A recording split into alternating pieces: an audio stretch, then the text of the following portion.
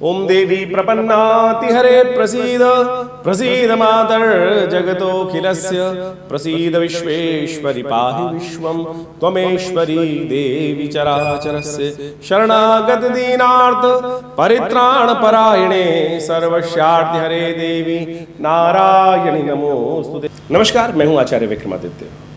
आज हम बात कर रहे हैं अपने इस चैनल के अंदर आचार्यवाणी के अंतर्गत कि मई के पहले भाग में ग्रहों का योग धनु राशि वालों के लिए किस प्रकार का बना हुआ है। देखिए, धनु राशि वालों के लिए विशेष तौर पर समझ लें बृहस्पति महाराज की राशि है। बृहस्पति महाराज, यदि आपकी लग्न है धनु है, या राशि लग्न है धनु है, या आपका नाम राशि धनु है, तीनों के हिसाब से, या सूर्य राशि धनु है, इन सब के अनुसार से आप इस प्रभाव को पढ़ सकते हैं, समझ सकते हैं क्या कुछ आपके साथ होने वाला है मई के पहले भाग में। धनु राशि बृहस्पति प्रधान राशि है, बृहस्पति आपके मालिक हैं और बृहस्पति का परिवर्तन का योग बन रहा है। ये बृहस्पति का परिवर्तन बहुत विशेष रहने वाला है और बृहस्पति इन दिनों लगातार 1 साल से शनि की दृष्टि में चल रहे थे और शुभ कर नहीं पा रहे थे, पूरी तरह से बुद्धि वाले स्थान पे विराजमान होने के बावजूद भी लाभ नहीं दे पा रहे थे। अब बृहस्पति का परिवर्तन हो रहा है और ये बृहस्पति का परिवर्तन कई मामलों में आपके लिए बहुत अच्छा रहेगा, कई मामलों में सावधानी भरा भी रहेगा। हम अलग से एक वीडियो बनाएंगे, इसमें आपको बताएंगे। लेकिन इस समय में बृहस्पति का परिवर्तन क्या कुछ करेगा, यदि मई के पहले हफ्ते के बारे में बात करें, पहले भाग के बारे में बात करें, तो बृहस्पति परिवर्तित करेंगे, फिर अस्त भी हो जाएंगे। तो ऐसे में ये टाइम जो होगा बड़ा ट्रांजिट का टाइम है, बड़ा चेंजेस का टाइम है। बड़ी सावधानी के साथ नए परिवर्तन के योग बनेंगे, लेकिन बड़ी सावधानी के साथ कार्य करने की ज़रूरत है। जी हाँ, बड़ी सावधानी के साथ। बृहस्पति एकदम शक्ति जब बदलेंगे तो आपको एक नई उत्साह के साथ रास्ता दिखाएंगे, लेकिन उसके बाद एकदम अस्त भी हो जाएंगे। तो ऐसे में कुछ नई इन्वेस्टमेंट करना हो, नया कार्य करना हो, नई कोई पार्टी आ रही हो, तो थोड़े दिन उस पर विश्वास करने की ज़रूरत है, तब जाके कार्य करेगा, नहीं तो फंस सकते हैं। मई के पहले हफ्ते में यदि पहले भाग में बात करें तो मंगल राहु की भी युति चल रही है, वो चतुर्थ भाव में युति चल रही है। ये आपके चतुर्थ भाव में सुख में कहीं ना कहीं सेंध लगाने का काम भी कर सकते हैं। तो ये जो मई का पहला वक्त, जो समय आरंभ हो रहा है, पहला भाग आरंभ हो रहा है, कई मामलों में सावधानी भरा रहेगा। आपको सावधानी के साथ कार्य करने की ज़रूरत है। सिलसिलेवार तरीके से हम आपको बताते हैं कि ग्रहों का योग कैसे रहेगा। पहले बात कर लेते हैं 1 मई की। तो 1 मई को वैशाख के कृष्ण पक्ष की सप्तमी तिथि है, बुधवार का अवसर है। इस दिन अष्टमी सप्तमी और आरंभ होगी, लेकिन अष्टमी उस दिन आ जाने के बाद क्षय भी हो जाएगी, यानी अगले दिन सूर्योदय तक विराजमान नहीं रहेगी। ऐसे में चंद्रमा मकर राशि में चल रहे होंगे और बृहस्पति पदार्पण करेंगे वृषभ राशि पर, और ये बड़ी शक्ति का संचार करेंगे, नया उत्साह देंगे, नए परिवर्तन लाने के योग बनेंगे, चाहे वो राज्य के मामले हो, चाहे वो नौकरी के मामले में हो, चाहे वो धन के मामले में हो, चाहे वो आपकी एंजाइटी के संबंध में। हर चीज़ को बढ़ा सकते हैं। धन तो बढ़ाएंगे, सम्मान भी बढ़ाएंगे, लेकिन साथ साथ आपके शत्रु को भी बढ़ाएंगे, वरीज को भी बढ़ाएंगे। तो ध्यान रखना है, हरी वरी अनकरी 3 चीज़ों को अवॉइड करने का आपको प्रयास करना चाहिए, शांति शीतलता के साथ। जो कोई ना कोई नई अपॉर्चुनिटीज़ आ रही है, जाल हो सकता है। ये ध्यान रखिएगा, नई अपॉर्चुनिटीज़ आने वाले 5-6 दिनों में जो आपको आए, ये जाल भी हो सकते हैं और आपको फंसा के जा सकते हैं। तो इसमें थोड़े दिन सावधानी के साथ देख के बूझ कर काम करने की ज़रूरत पड़ेगी। ऐसे में कुछ खास उपाय भी करने की ज़रूरत पड़ सकती है। ऐसे में भगवान गणेश का स्तवन करें, बुधवार का अवसर है, गणेश जी के मंत्र का जप करें, ओम गंगणाधिपतये नमः, इस मंत्र का जप करें। तो क्योंकि और उनके नामों का स्मरण करें, सुमुखश्च गदंतश्च कपिलो गजकर्णकः लंबोदरश्च विक्टो विघ्नाशो विनायका धूम्रकेतुर् गणाध्यक्षो भालचंद्रो गजानना, ये भगवान के नाम है। इनका स्तवन करने से भी भगवान की प्रसन्नता प्राप्त होती है। जब हमारा बुद्धि का बल थोड़ा कमज़ोर हो जाए तो भगवान का सहारा ले लेना चाहिए, और उनके विवेक से, उनकी आशीर्वाद से हमारे जीवन में कई कष्ट अपने आप दूर हो जाते हैं। तो इस बात का ध्यान रखते हुए कार्य कीजिएगा। 2 मई का अवसर, गुरुवार का अवसर, 9वीं तिथि रहेगी और उस दिन ग्रहों का योग जो बन रहा है वो गजकेसरी योग का निर्माण तो अवश्य हो रहा है आपके लिए। आधे दिन तक लोग बड़े सुंदर अपॉर्चुनिटीज़ के योग बनते दिखाई देंगे, लाभ के योग बनते दिखाई देंगे। आपके लिए अच्छा समय रहेगा। बृहस्पति पूर्ण दृष्टि से आपके चंद्रमा पर द्वितीय भाव में बैठकर लाभ के योग बनाएंगे। ऐसे में यदि आप माँ बाप का, बड़े जन का, गुरुजन का आशीर्वाद लेकर काम करेंगे ना, तो उसमें आशीर्वाद से आपके कार्य बनने के योग बन सकते हैं। लेकिन फिर भी ध्यान रखिएगा, एंजाइटी ना बढ़ने दीजिएगा। माँ भगवती का ध्यान करने की आवश्यकता है। माँ भगवती आपके अप्रत्यक्ष शत्रुओं से, जो सामने आ नहीं रहे हैं, उनसे रक्षा करेंगे। ओम आयं ह्रीं क्लीं चामुंडाय विच्चे नमः, इस मंत्र का जप करें, क्योंकि इस दिन चंडिका नवमी है। एक ग्रह और परिवर्तन की तरफ जा रहा है। जो विशेष तौर पर प्लूटो ग्रह है वो वक्री होने जा रहे हैं। ये भी आपके लिए थोड़ा ध्यान करने वाला टाइम है। बृहस्पति आपके ट्रांजिट में जा रहे हैं, जो आपके थोड़ी सी लाभ भी तो देंगे, धन लाभ सम्मान बढ़ाएंगे, लेकिन अननेसेसरी वरीज भी बढ़ाएंगे, एंजाइटी भी बढ़ाएंगे, रोग भी बढ़ा सकते हैं। और ऐसे में दुस्साहस करने से फंस सकते हैं, क्योंकि बृहस्पति, ये जो प्लूटो है, ये विशेष तौर पर वक्री होगा, ये दुस्साहस करा सकता है, वाणी का दोष दे सकता है। तो जो भी बोले कमिटमेंट करें, सोच समझ के करने का प्रयास कीजिएगा, ये ध्यान रखिएगा। 3 मई को ग्रहों का योग दिखाता है, शुक्रवार का अवसर, दशमी तिथि और भद्रा का योग है जो सुबह करीब 12:30 बजे से आरंभ होकर रात्रि तक रहेगा। तो ऐसे में ग्रहों का योग आपके लिए परिवर्तन की तरफ जो गया है वो नए उत्साहवर्धक रहेगा। शनि महाराज पराक्रम स्थान में बैठकर चंद्रमा के साथ योग बना रहे हैं जो आपके लिए अपॉर्चुनिटीज़ क्रिएट करते दिखाई दे रहे हैं, लेकिन थोड़े आलसी जो स्वभाव है वो आपको कष्ट में दे सकता है। थोड़ी चीज़ों को डिले मत कीजिएगा। मन जो है वो थोड़ा सा ऐसा हो सकता है, कोई आया, हाँ भाई मेरा थोड़ा हेल्प कर दो, आप उसमें लग गए, बस वहाँ लगते ही आपका जो समय है वो बर्बाद हो जाएगा। ध्यान रखिएगा, अपने लिए थोड़ा समय को निकालते हुए कार्य करने की ज़रूरत है, वो आपके लिए अच्छा रहेगा। शुक्रवार का अवसर है, गौ पूजन करके लाभ लें, माँ भगवती की कृपा मिलेगी, आपको लाभ प्राप्त होने के योग बनेंगे। 4 मई का अवसर, शनिवार का अवसर, एकादशी तिथि विराजमान रहेगी उस दिन, शनिवार के दिन, और चंद्रमा परिवर्तित होकर मीन राशि में चले जाएंगे शाम को करीब 4:30 बजे के आसपास। ग्रहों का योग दिखाता है कि अपॉर्चुनिटीज़ का समय तो आता दिखाई दे रहा है, अच्छा रहेगा, अपॉर्चुनिटीज़ का लाभ लेने का प्रयास करना चाहिए, लेकिन ट्रैप से बचते हुए कार्य करने की ज़रूरत है। दुस्वाभाविकता को त्यागने की ज़रूरत है। इन दिनों बुध ग्रह जो आपकी राशि के अनुसार है वो भी थोड़े कमज़ोर अवस्था में चल रहे हैं, राहु के ग्रास में है ये सारे ग्रह, ऐसे में थोड़ा ध्यान रखने की ज़रूरत है। शनिवार का अवसर है और शनिवार के दिन एकादशी का योग बन रहा है, तो एक दिव्य उपाय आपको बताते हैं। करते आप पहले से आए होंगे, लेकिन शायद आपको सिद्धांत न ज्ञान हो पूरी तरह से। ऐसे में शनि महाराज आपकी राशि के अनुसार से वैसे ही पराक्रम वाले भाव में चल रहे हैं, और पराक्रम यही सही दिशा में हो जाए तो बहुत अद्भुत प्रकार से कृपा प्राप्ति के योग बन जाते हैं। शनि महाराज जो हैं वो पराक्रम वाले भाव में, लेकिन राहु और मंगल जो है वो चतुर्थ भाव में विराजमान है, और राहु ने बुध को, चंद्रमा को और मंगल को, कई ग्रहों को इस वक्त अपने आगोश में लेने का प्रयास करना, चतुर्ग्रही योग बनने वाला है। ऐसे में विशेष तौर पर शनिवार के दिन पीपल के पेड़ के पास जाकर आप थोड़ा सा दिया प्रज्वलित कर दीजिए, प्रदक्षिणा कर लीजिए, थोड़ा जल डाल दीजिए। देखिए सिद्धांत क्या है। पीपल का पेड़ जो है भगवान विष्णु स्वरूप है, और कहा जाता है शनिवार के दिन उसमें स्वयं महालक्ष्मी विराजमान रहती हैं भगवान विष्णु के साथ। जब आप जल अर्पित करते हैं तो भगवान उस पीपल की विशेष तौर पर ध्यान रखने से, पूजन करने से बहुत अद्भुत प्रकार से लाभ प्राप्त होता है। आमतौर पर शनि के साथ जोड़ देते हैं, लेकिन है भगवान विष्णु की उपासना। एक काम करें, आप इस दिन एक पीपल पेड़ को रोपित करने का प्रयास करें, और रविवार के दिन छोड़कर बाकी सब दिन आप उस उपाय को अवश्य करने का प्रयास कीजिएगा। 1 वर्ष तक ये उपाय करने का आपको प्रयास करना चाहिए, क्योंकि इन दिनों राहु आपके चतुर्थ भाव में चल रहे हैं और तृतीय भाव में शनि महाराज 1 साल तक विराजमान रहने वाले हैं। यदि आप पीपल का रोपित कर नित्यप्रति उस पर जलते हैं, रविवार को छोड़कर, रविवार के दिन मत छूइएगा पीपल के पेड़ को, क्योंकि उस दिन उसमें महालक्ष्मी नहीं विराजमान होती हैं, अलक्ष्मी विराजमान होती हैं, और वो यदि आप उस दिन उसको जल देंगे तो वो आपके ऊपर फिर आपकी अलक्ष्मी कृपा प्राप्त हो जाएगी। आपको कौन चाहता है अलक्ष्मी कृपा प्राप्त करना? महालक्ष्मी कृपा चाहते हो तो रविवार के दिन पीपल को नहीं रोपित करना चाहिए, उसका पूजन नहीं करना चाहिए, उसमें जल नहीं डालना चाहिए, और उसको छूना भी नहीं चाहिए। तो ये ध्यान रखते हुए कार्य करेंगे और 1 वर्ष तक करेंगे तो इस दिन पीपल को पेड़ को रोपित कर लीजिए। एकादशी का सुंदर अवसर है, तो देखिए परिवर्तन का योग स्वयं बनेगा, भगवान की कृपा से आपके लिए कल्याण के योग बनेंगे। ये दिव्य उपाय करने का प्रयास कीजिएगा। 5 मई का दिन, रविवार का अवसर, और ऐसे में द्वादशी तिथि का योग बन रहा है, साथ में त्रयोदशी का योग बन रहा है, तो शाम के समय प्रदोष का योग बन जाएगा। तो ये समस्त कष्टों को दूर करने वाला योग है। देखिए इन दिनों आपके सूर्य महाराज जो हैं वो विशेष तौर पर पंचम भाव में विराजमान है, और पंचम भाव में बुद्धि में बैठे हुए हैं, थोड़ी उग्रता दे रहे हैं। कीर्ति में उग्रता बहुत ज़्यादा नहीं चाहिए होती है। सूर्य ओवर शक्ति संपन्न होकर बैठ गए, वहाँ पर शुक्र को उन्होंने अस्त कर दिया है, बृहस्पति को भी अस्त करने जा रहे हैं। तो ऐसे में बृहस्पति आपके 6ठे भाव में विराजमान हो गए हैं, और शनि की दृष्टि बृहस्पति सूर्य पर पड़ रही है। ऐसे में कीर्ति जो योग शनि सूर्य को बनाना चाहिए, 1 महीने के लिए सूर्य यहाँ विराजमान होते हैं, लेकिन इस सूर्य के विराजमान होने के साथ साथ शनि की दृष्टि इस पर पड़ने के कारण से पूरी तरह से सूर्य अपने कीर्ति के योग नहीं बना पा रहे हैं।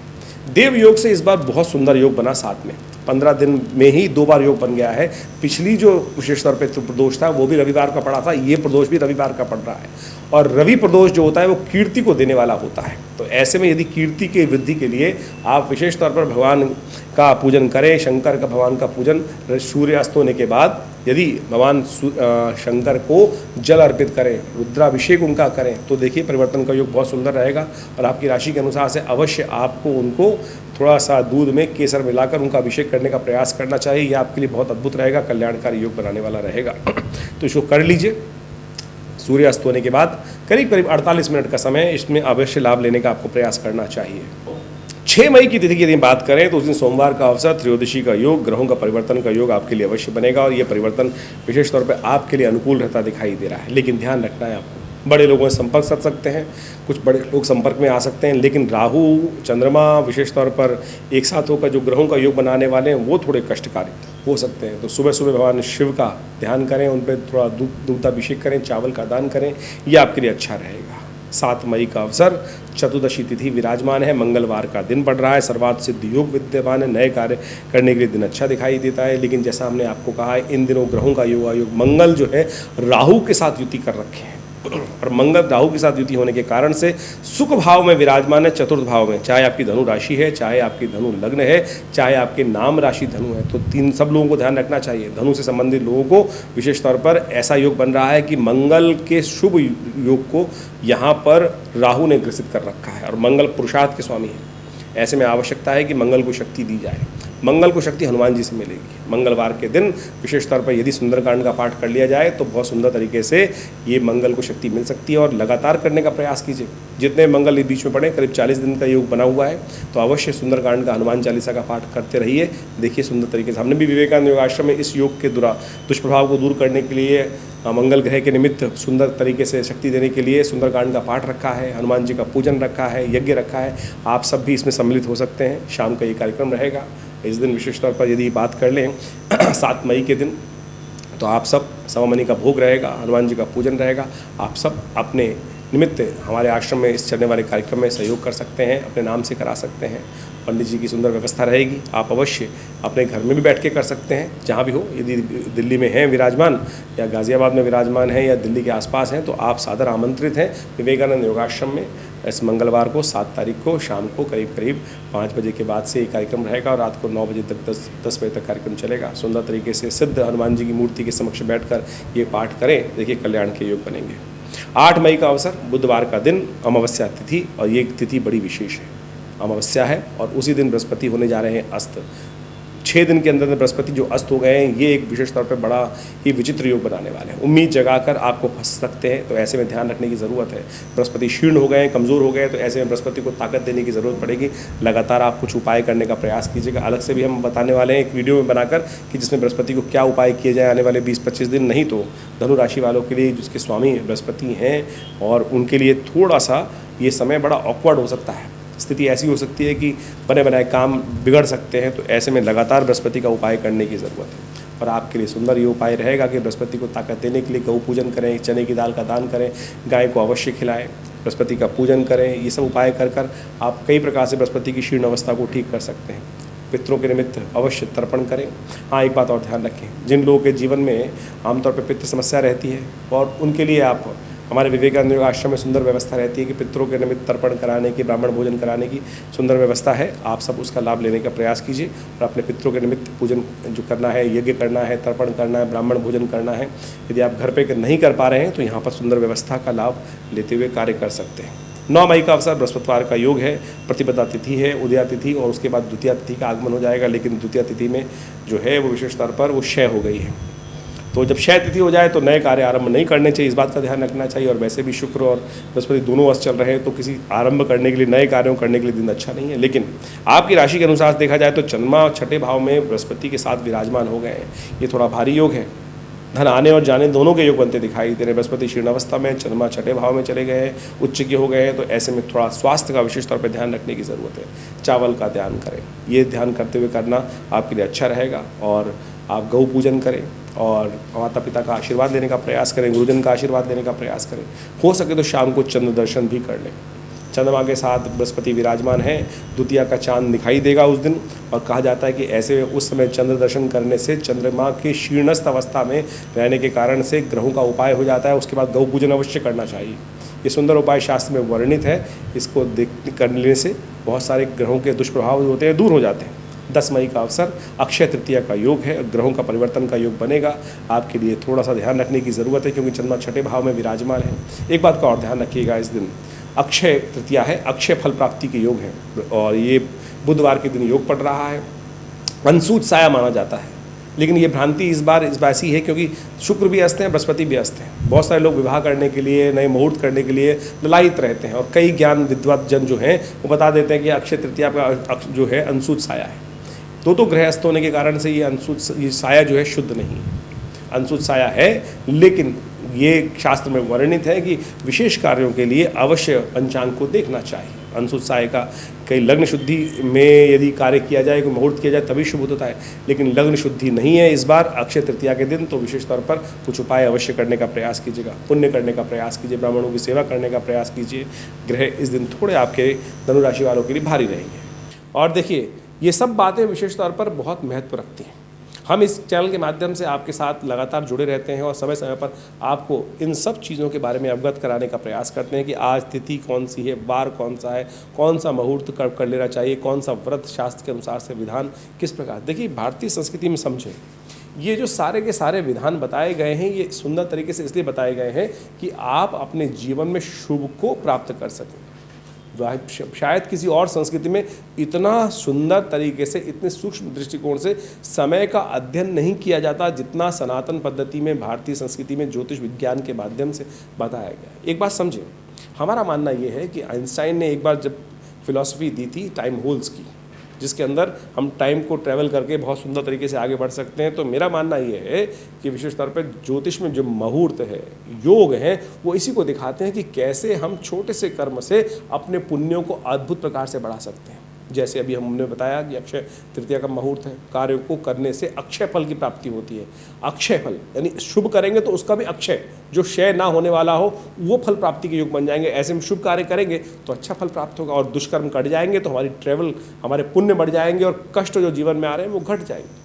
तो इन सब सिद्धांतों को हमें समझने का प्रयास करना चाहिए और सुंदर तरीके से अपने जीवन में लाभ लेने का प्रयास करना चाहिए। हमने विवेकानंद योगाश्रम जो हमारे पिता आचार्य श्री केशव देव जी महाराज ने इस्टेब्लिश किया, और यहाँ भारत की विभिन्न पद्धतियों पे हम कार्य करते हैं। यज्ञ विज्ञान, मंत्र विज्ञान, आयुर्वेद, योग, प्राकृतिक चिकित्सा और बहुत सारे स्वर विज्ञान इत्यादि, मंत्र, कुंडलनी जागरण इत्यादि। और इस सब संबंध में बहुत अच्छे से शोध करके बहुत सारे विज्ञानों के संबंध पुस्तकों का लेखन हुआ। बहुत सारे शास्त्र इत्यादि को हमने अध्ययन करके उनके विधान को बहुत सुंदर तरीके से, बहुत ईजी लेवल में लोगों के समक्ष उपस्थित करने का प्रयास किया। और हर रविवार को इस सब संबंध में एक हम वर्कशॉप भी लगाते हैं, जो सुबह 8 बजे से लेकर करीब 10 साढ़े 10 बजे तक का एक कार्यक्रम रहता है। उसमें हम यज्ञ भी कराते हैं लोगों से। आप आकर निःशुल्क, कोई फीस नहीं लेते। यज्ञ इत्यादि में करने का कोई हमारे यहाँ विधान ऐसा है कि कोई भी आकर ज्वाइन कर सकता है। पवित्र वस्त्र धारण करके स्नान इत्यादि करके हर रविवार को आप आएँ, उस यज्ञ में बैठें। यज्ञ भारतीय संस्कृति की अद्भुत कृति है।